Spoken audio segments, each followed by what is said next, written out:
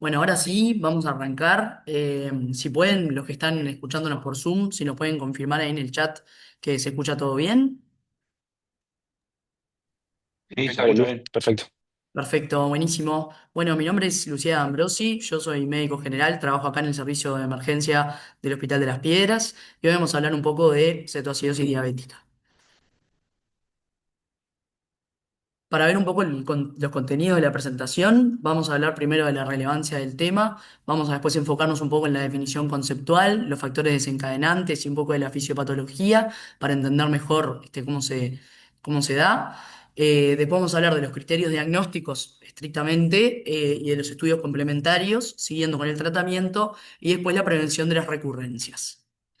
Con respecto a la relevancia del tema, como todos sabemos, la diabetes mellitus es una enfermedad altamente prevalente en nuestro medio, dada de una encuesta del 2013 que ya es añeja a este punto, pero de factores de riesgo de enfermedades no transmisibles, la prevalencia de la diabetes en el grupo etario de 25 a 64 años era de 7,5%, y se sabe que este número ha ido en ascenso. La cetoacidosis diabética es una complicación aguda, frecuente y grave de la diabetes mellitus, suponiendo un 5% de la mortalidad. Aparte de la mortalidad, también conlleva una considerable morbilidad y tiene también mucho riesgo de recurrencia, o sea, de repetir este cuadro, lo que termina generando gastos sustanciales del sistema de salud y obviamente peoría de la calidad de la vida del paciente a lo largo del curso de la enfermedad. Con respecto a los contenidos de esta presentación, la mayoría va a estar extraído de de estos dos archivos. El primero es un consenso que se hizo ahora en agosto del 2024 de las instituciones que son como más vanguardia en este tema, la Asociación Americana de la Diabetes, la Sociedad Europea de la Diabetes.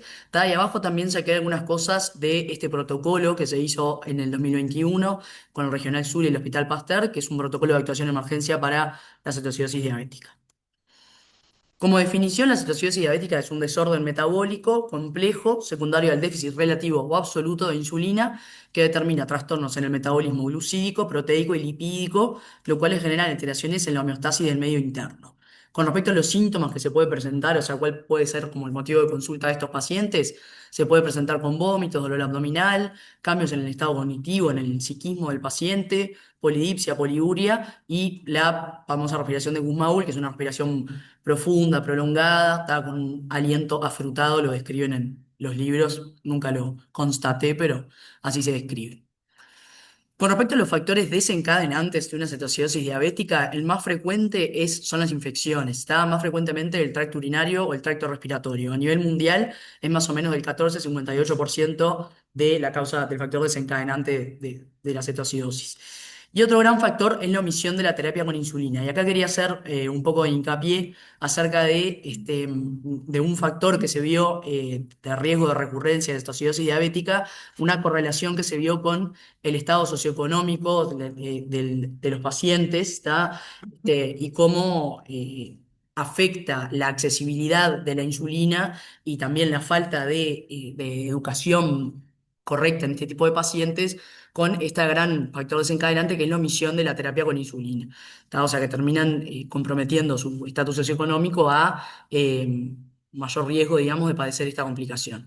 Otras causas también pueden ser el accidente cerebrovascular, el consumo de alcohol u otras sustancias, pancreatitis, embolias pulmonares, pero ya son casos más raros. En la mayoría de los casos son o las infecciones o las omisiones en el tratamiento. Con respecto a la fisiopatología, algo breve, pero para entender más o menos qué es lo que está sucediendo cuando sucede esta complicación, nosotros sabemos que la insulina es lo que nos permite utilizar la glucosa que está en el torrente sanguíneo, eh, que ingrese a la célula para que la célula la utilice como sustrato energético.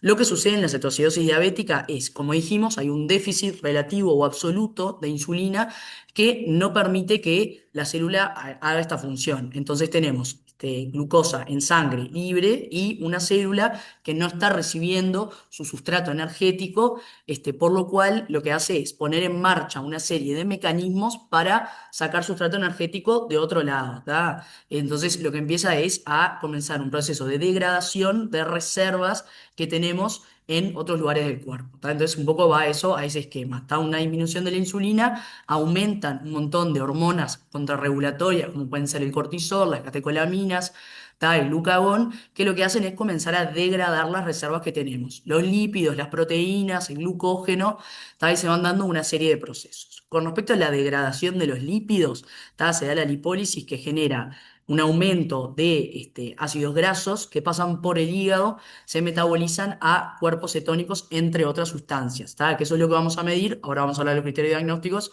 pero los cuerpos cetónicos que se generan en sangre provienen de esta degradación. Y son los mismos cuerpos cetónicos los que van a generar la acidosis en sangre, ¿tá? Entonces, por eso acá tenemos, no sé si se ve mi cursor ahí en la presentación. Sí, ¿tá?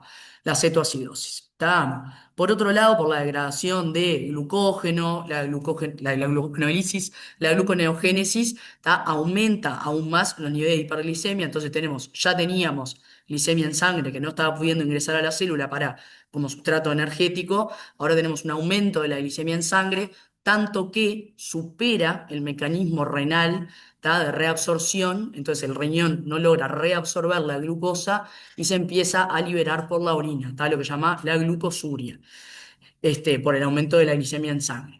Esta glucosuria lo que hace es cambia lo que es el gradiente osmótico, ¿tá? Y se genera una diuresis osmótica arrastrando un montón de agua, ¿tá? Hacia la orina, dando la poliuria y la consecuente deshidratación que se observa en estos pacientes. Entonces, como para tener un poco una pauta de las cosas que vamos a ir midiendo, porque es que se generan los cuerpos cetónicos, la acidosis, ¿tá? Y la hiperglicemia. Con, con respecto a los criterios diagnósticos propiamente dichos, ¿tá? Los que en el consenso nombra son estos tres, que igual ahora vamos a ver algunas particularidades de cada uno.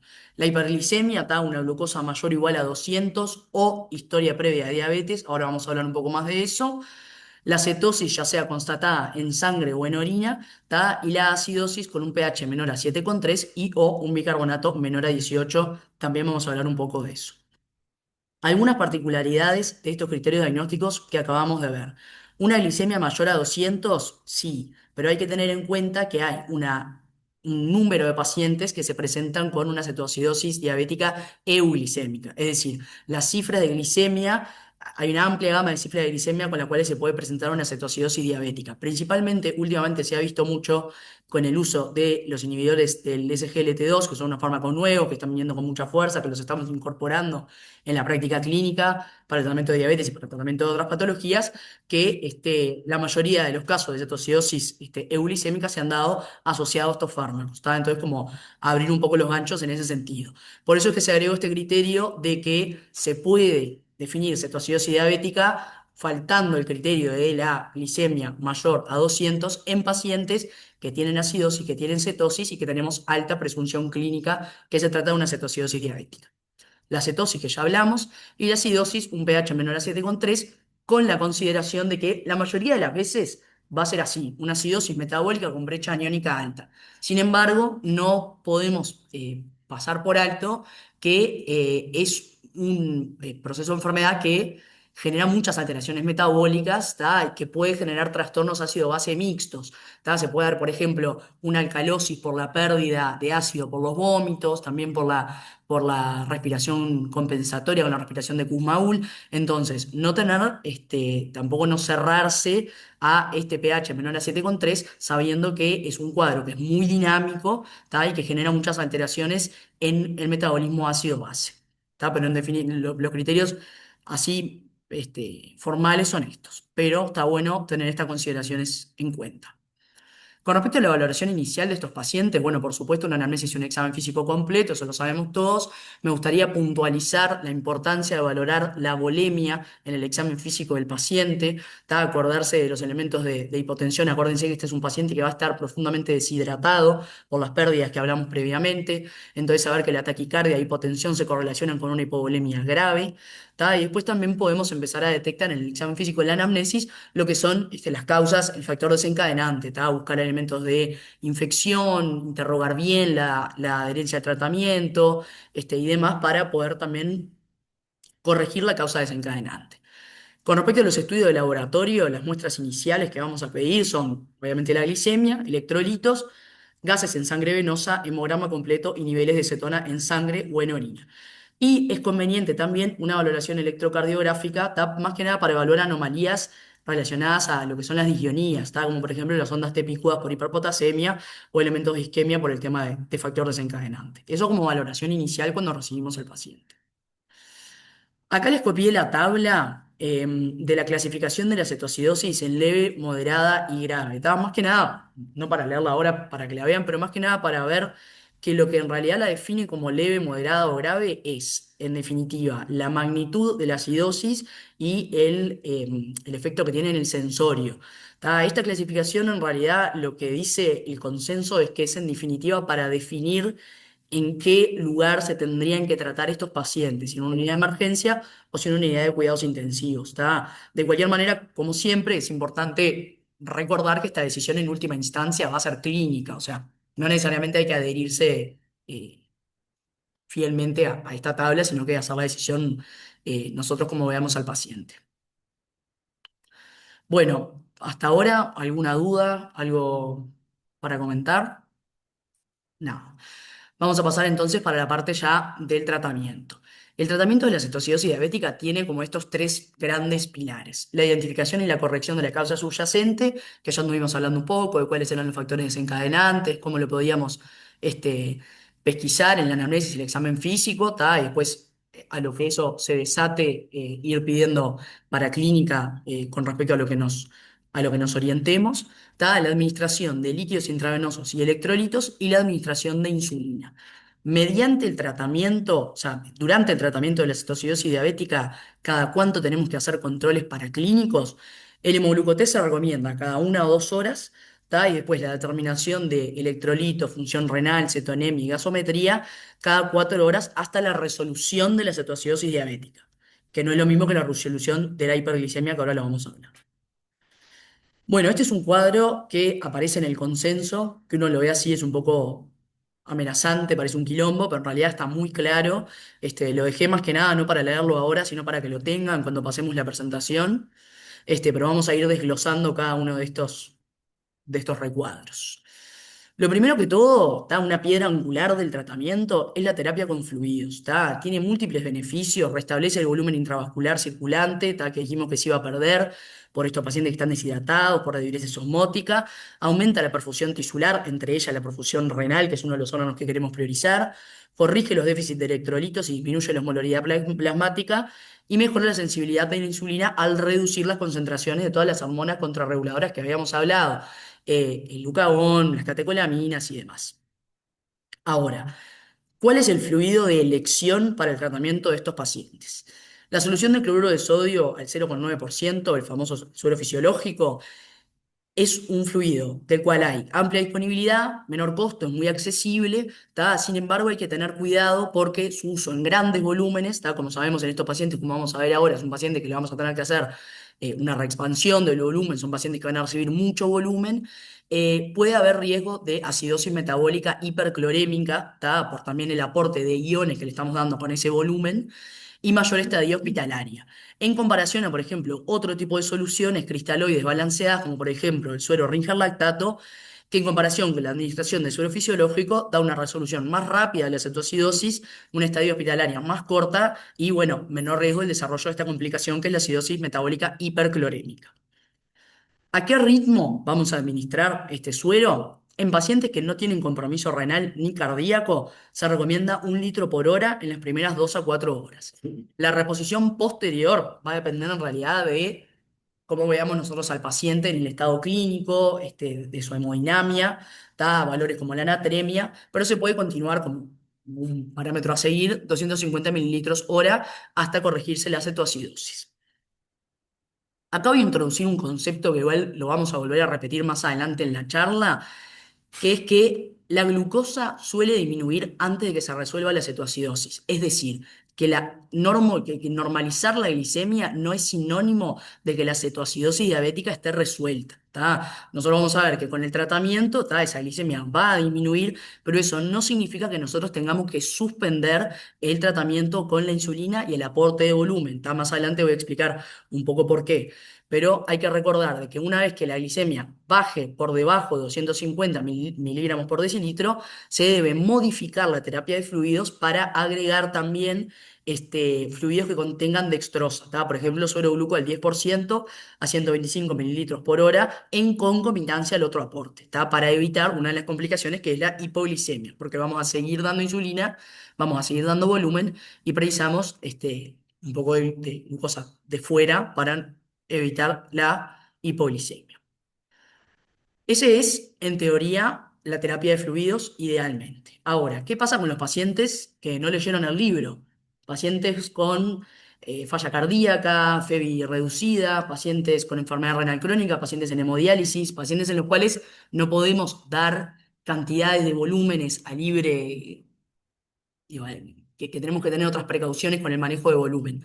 Esto es un estudio que se hizo en una universidad de Estados Unidos, en Atlanta, que lo que hicieron fue estudiar el perfil de pacientes con enfermedad renal crónica en etapa terminal, estaban algunos en hemodiálisis, que estaban sufriendo una cetoacidosis diabética, el tratamiento que se les dio y los resultados. Y se vio que en realidad estas pautas de las que acabamos de hablar, la mayoría de los protocolos estandarizados, no muestran ser beneficiosos para este tipo de pacientes porque se observa una complicación que es la sobrecarga de volumen, ¿no? Obviamente le estamos dando volumen, 1 litro por hora a un paciente con una FeI reducida, obviamente va a tener sobrecarga de volumen. Entonces, la alternativa que sugieren es bolos pequeños de volumen de 250 mililitros e ir valorando luego de cada bolo cómo está el estado hemodinámico, si hay elementos de sobrecarga, cómo está la presión arterial, cómo está la perfusión y demás. Incluso en este artículo se propone incluso el tratamiento solo con insulina sin líquidos. Pero está, en el consenso de todas las distintas academias, da esta recomendación de pequeños bolos, 250 mililitros, y evaluaciones obviamente más frecuentes, clínicas del estado hemodinámico. Bueno, siguiendo con los fluidos, otro par de consideraciones que tenemos que tener bien en cuenta, uno de ellos es el potasio. Todo lo que nosotros vayamos a hacer para tratar una cetoacidosis diabética va a bajar el potasio. La terapia con insulina, la corrección de la acidosis, la expansión del volumen, todo va a disminuir el potasio sérico. Entonces, nosotros no tenemos que esperar hasta que el paciente tenga en el número del laboratorio una hipopotasemia para comenzar con el aporte de potasio, porque ya estamos llegando tarde. O sea, nosotros sabemos que de facto ese potasio con todas las intervenciones que estamos haciendo va a bajar. Por lo cual la recomendación del consenso es que se inicie la reposición del potasio después de que los niveles hídricos caigan por debajo de 5, que en realidad son niveles que serían en teoría normales, ¿está? Pero como sabemos que con todas estas intervenciones el potasio va a bajar consecuentemente, ya cuando esté en 5 se inicia la reposición. ¿Está? Se recomienda en las primeras, ¿se acuerdan que dijimos que la determinación de los electrolitos eran cada 4 horas? Con el potasio se recomienda una valoración inicial a las 2 horas y después entrar a la posta de las 4 horas para tenerlo bien controlado. Como saben, los desbalances del potasio pueden tener múltiples repercusiones negativas en el cuerpo, entre ellas arritmias mortales potencialmente. Entonces es importante tener el valor bien controlado. Y acá les puse que como un límite inferior del potasio, con un potasio menor a 3,5, la reposición debe iniciar con más fuerza, y la terapia con insulina debe retrasarse hasta que el nivel de potasio llegue a cierto punto. Entonces es importante esto para hacer hincapié en la importancia de conocer el valor del potasio antes de iniciar un tratamiento agresivo con insulina. Dejando el potasio de lado, por otra parte, vamos a hablar un poco del bicarbonato, el suero bicarbonatado. Esto quiero hacer énfasis en que no está recomendada la administración rutinaria del bicarbonato. Se han demostrado diversos efectos perjudiciales: hipopotasemia, disminución de la captación del oxígeno tisular, edema cerebral, acidosis paradójica. O sea, le podríamos estar haciendo más mal que bien al paciente dándole este aporte. Solamente debe considerarse cuando la acidosis es grave, es decir, un pH menor a 7. Y tiene que ser una administración lenta, de 100 miliquimolares, que ahí les puse un poco cómo hacer la dilución, infundidos en 2 horas y siempre con el aporte de potasio como veníamos diciendo previamente. Bueno, pasando como a la tercera pata del tratamiento, dijimos tratar las causas desencadenantes, la terapia de fluidos y después viene lo que es la terapia con insulina. No sé si ahí se ve porque tengo esta barra acá. pero bueno, vamos a definir un poco qué tipo de insulina es que vamos a usar y cuál va a ser la infusión. La insulina que se utiliza para tratar la cetoacidosis diabética en primera instancia es la insulina de acción corta, está la insulina cristalina, administrada por vía intravenosa mediante una infusión continua, a velocidad fija iniciada a 0,1 unidades kilo por hora. Hay algunos estudios que demuestran que la cetoacidosis leve se puede hacer tratamiento con insulina subcutánea, pero en realidad lo más pautado es la vía intravenosa con la infusión continua, así que por eso es la que puse acá. Una que dice que la glicemia descienda por debajo de 250, se debe añadir dextrosa, como dijimos antes, a la infusión de solución salina o Ringer lactato y reducir la velocidad de infusión de insulina. ¿Tá? Posteriormente se debe ajustar la infusión intravenosa de insulina para mantener la glicemia en aproximadamente 200 y continuar hasta que se resuelva la cetoacidosis. Lo mismo que dije hace un rato y que quiero volver a hacer énfasis. No es lo mismo que se resuelva la hiperglicemia que se resuelva la cetoacidosis diabética. Es decir, nosotros vamos a llegar a valores normales de glicemia antes de que se normalice el pH, antes de que se normalice la cetonemia. Entonces, tenemos que encontrar una manera en la cual nosotros podamos seguir aportando fluidos, seguir aportando insulina para arreglar lo que es la acidosis y la cetosis sin generar hipoglicemia. Por eso es que seguimos aportando volumen, seguimos aportando soluciones con suero glucosado para evitar la hipoglicemia y seguimos dando la insulina. ¿Cuál es la explicación fisiopatológica de por qué necesito tanto la insulina?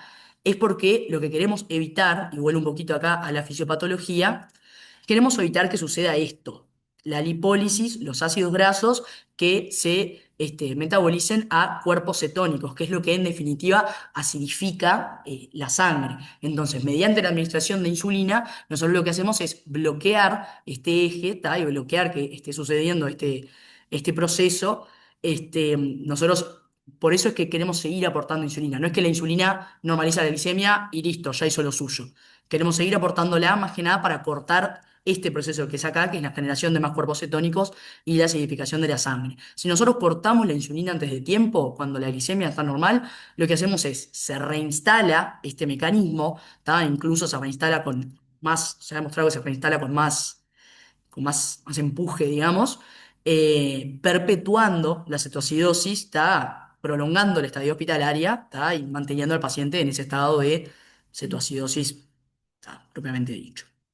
Entonces, por eso es que se hace este descenso paulatino de insulina, pero manteniéndose cuando más o menos, para mantener valores más o menos de 200 de glicemia y continuarla hasta que se resuelva la acidosis. Eso me parece un concepto re importante y que lo tenemos que tener como en la frente siempre que tratemos la cetoacidosis. La importancia de mantener la insulina a pesar de que se normalice la glicemia.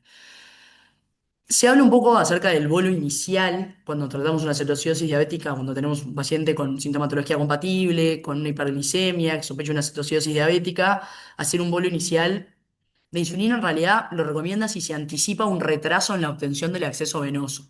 Yo creo que nosotros que tenemos acá en el Hospital de las Piedras tenemos el beneficio y el privilegio de tener un laboratorio que funciona muy bien, que vienen rápido las muestras, que podemos tener como una valoración más completa del paciente para clínica en poco tiempo, ¿tá? Entonces no tenemos quizá la necesidad de hacer este paso que es más apresurado, ¿tá? Entonces yo creo que con arrancando la bulimia y arrancando con el potasio en mano, la bomba de difusión continua, vamos a ir bien. Bueno, ahora hablar de algunas complicaciones que nos podemos encontrar durante el tratamiento de la cetoacidosis diabética. Como dije, se genera todo un desorden metabólico de los iones del estado ácido-base, ¿tá? Que puede generar bastantes complicaciones durante el tratamiento. Uno de ellos es la hipoglicemia, ¿tá? Por eso nosotros monitorizamos frecuentemente con hemogluco, acuérdense, cada 1 a 2 horas, ¿tá? Y la importancia de asociar soluciones glucosadas, ¿tá? Para evitar la hipoglicemia. Si aún así, con un aporte de suero glucosado basal, tenemos una hipoglicemia, es decir, un valor de glucosa menor a 70, está en un paciente que, como estos, tiene la vía oral suspendida, se puede hacer un bolo de 250 cc de suero gluco al 10% para compensar esa hipoglicemia puntual. ¿Tá? Pero acuérdense de que siempre tenemos que tener el aporte continuo de un suero glucosado. Después, la hipopotasemia, ya venimos hablando un tiempo acerca del potasio, ¿tá? Por eso lo monitorizamos también cada 4 horas y la correcta suplementación con potasio, acuérdense, no esperar a que tenga hipopotasemia para suplementar. Después tenemos la acidosis metabólica con brecha aniónica normal, que es un poco lo que estuvimos hablando cuando hablamos del tipo de fluido, la utilización del suero fisiológico a grandes cantidades, está el aporte de otros iones que no necesariamente son los que queremos, está. Por eso es que es recomendable optar por otras soluciones electrolíticas equilibradas, como el suero Ringer lactato. Y por último, hablar un poco brevemente de la trombosis. La cetoacidosis diabética, al ser un estado proinflamatorio, también es un estado protrombótico, por lo cual este consenso recomienda dosis de tromboprofilaxis mientras se da el tratamiento de la cetoacidosis diabética. Por acá, ¿tenemos alguna duda del tratamiento? ¿Algo? Bueno, muy bien. Entonces pasamos a lo que son los criterios de la resolución de la cetoacidosis, ¿está? Que son mayoritariamente dos, idealmente tres.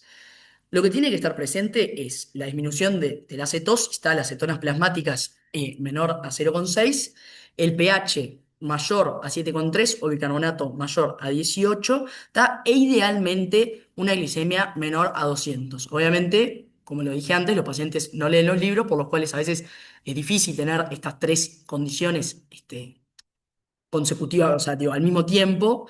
Pero lo que sí es importante es tener un buen control de la cetosis y de la acidosis, ¿está? Porque como dijimos, la glicemia puede variar independientemente de que estos dos pilares estén resueltos. Una vez que la cetoacidosis tenga una franca tendencia a la resolución, o sea, a cumplir estos tres criterios, se va a iniciar la transición entre la bomba de infusión continua de insulina cristalina y el pasaje a la administración de insulina subcutánea y la restitución de la vía oral. Cuando lleguemos a este punto, vamos a suspender el aporte de suero glucosado porque el paciente va a empezar a comer y va a empezar a recibir este sustrato por esa vía, ¿tá? Pero vamos a mantener la hidratación con suero fisiológico o suero Ringer lactato, idealmente 1 litro cada 6 a 8 horas, además de la ingesta de líquidos por vía oral. ¿Cómo hacemos nosotros la transición desde una bomba de difusión continua de insulina cristalina a un régimen de insulinización, digo, basal? En pacientes que tienen tratamiento previo con insulina, se puede retomar la dosis que estaba recibiendo antes del ingreso, ¿tá? E ir ajustando con hemoglucotés y con insulina cristalina como el paciente vaya requiriendo. Ahora, si tenemos un paciente que estaba sin tratamiento, como puede ser un debut diabético o un tratamiento con antidiabéticos orales, que hay que idearle un plan de insulina, lo que hay que calcular es el requerimiento diario total de insulina para estos pacientes. Para esto hay varios métodos, ¿tá? Con distintos niveles de evidencia, todos con sus limitaciones, ¿tá? Pero el que elegí yo exponer acá es la estimación basada en el peso, ¿tá? Que es estimando 0,5 a 0,6 unidades kilo por día, ¿tá? Recordando que va a variar dentro de la composición corporal del paciente, o sea, dos pacientes que pesan lo mismo no tienen por qué tener la misma composición corporal, entonces esa es, por ejemplo, una de las limitaciones. ¿Tá? Y habiendo estimado la dosis total de insulina que tienen que recibir por día, ¿tá? Idear un régimen insulina basal bolo, que es el 60% de ese requerimiento diario, se van a dar como bolos de insulina NPH, ¿tá? Se pueden hacer 1 tercio en la mañana, 2 tercios en la noche, ¿tá? Y el resto ajuste con insulina cristalina dividido en 3 dosis con las comidas. Este plan es lo que se considera lo más cercano a el funcionamiento fisiológico, digamos. Y acá me pareció importante recalcar esto, que para prevenir la recurrencia de la hiperglucemia o la cetoacidosis durante el periodo de transición, como dijimos, de la VIC de cristalina a la NPH, es importante permitir una superposición de 1 a 2 horas entre la administración de insulina subcutánea y la interrupción de la insulina intravenosa. Es decir, nosotros ya tiene tendencia en la resolución, el paciente sigue conectado a la VIC de insulina cristalina. Pasamos una dosis de la NPH, ¿tá? Y damos 1 hora antes de suspender la cristalina. Tá. Por acá vamos terminando con la parte de tratamiento. Tá. Y vamos redondeando la presentación en general. Pero me gustaría también hablar un poco de, bueno, cómo podemos prevenir las recurrencias. Tá. Se ve que muchos de estos pacientes es un cuadro que es recurrente entre los pacientes diabéticos. Se está estudiando un poco cuáles son los factores que, que generan como este fenómeno de recurrencia. ¿Tá? En Estados Unidos se vio que un 22% de las personas ingresadas con cetoacidosis diabética tuvieron al menos un reingreso dentro de los primeros 30 días o en el mismo año. ¿Tá? Entonces, como recomendación general en todos los pacientes, obviamente hay que evaluar las causas precipitantes y contribuyentes, ¿tá? Ya sea infección o ya sea, por ejemplo, mala adherencia al tratamiento o que desconocen cómo adherirse bien a su tratamiento. Hay un seguimiento cercano dentro de las 2 a 4 semanas posteriores al alta. O sea, es un paciente como concepto que hay que tenerlo bien cerca al servicio de salud. Está dentro de los factores que se asociaron con este riesgo de recurrencias, se vieron estos cuatro que me parece que está bueno hablar brevemente de ellos. Uno es el cuidado de la salud mental. Hay evidencia que indica que las condiciones de la salud mental, como la depresión, la esquizofrenia, los trastornos alimenticios, son factores de riesgo independientes para el control glucémico deficiente y la cetoacidosis diabética. Entonces siempre es importante en los pacientes diabéticos prestarle atención, obviamente aparte de que es un paciente con una enfermedad crónica, que supone darse medicación, a veces la punción y demás, o sea que tiene que tener una atención de todo lo que es el proceso salud-enfermedad, hacer hincapié en lo que es la salud mental porque sabemos, eso está demostrado, de que es un factor que puede generar, por ejemplo, una recurrencia. Después lo que son los factores socioeconómicos. Las desventajas socioeconómicas, como hablé más temprano al inicio de la presentación, se asocian con un mayor riesgo de crisis hiperglicémicas. ¿Tá? ¿Cómo podemos solucionar esto nosotros como médico de emergencia? En realidad está un poco atado de manos, obviamente depende más de política de salud a nivel nacional, pero también está bueno interrogar cuál es el contexto socioeconómico del paciente, poder contactar con servicio de asistente social, ¿tá? Porque obviamente no es lo mismo hacer un tratamiento que implica punción, control en ciertos contextos, ¿tá? Entonces asegurarse de que el paciente pueda tener un lugar, un espacio para hacer este tipo de tratamiento, ¿tá? Y poder como asistirlo también en esa área. La accesibilidad de los recursos, ¿tá? Es importante que al alta nos aseguremos de que los pacientes tienen un suministro adecuado de insulina y de equipo médico. El aparato de hacer el glucotest, las tirillas, la insulina, asegurarnos de que tengan los insumos. ¿Tá? Y más importante de todo, que eso sí, me parece que nosotros tenemos un rol clave, esa es la educación.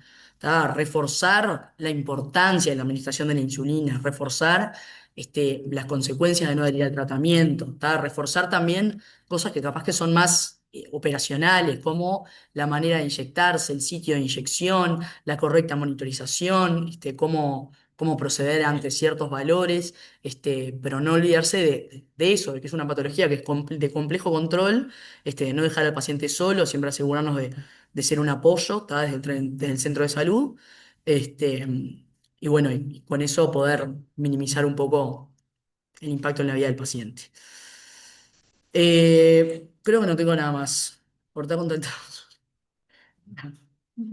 ¿Bien? ¿Alguna pregunta de acá o del chat? No corto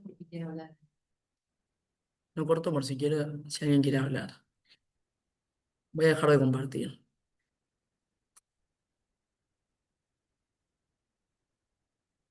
Bueno, gracias. Excelente, Lu, muchas gracias. Muchas Gracias. gracias, Lu. La cámara para decir gracias a todos por venir. Muchas gracias, muy buena clase. Bueno, me alegro. Bueno, dejo de compartir, dejo de grabar, no sé.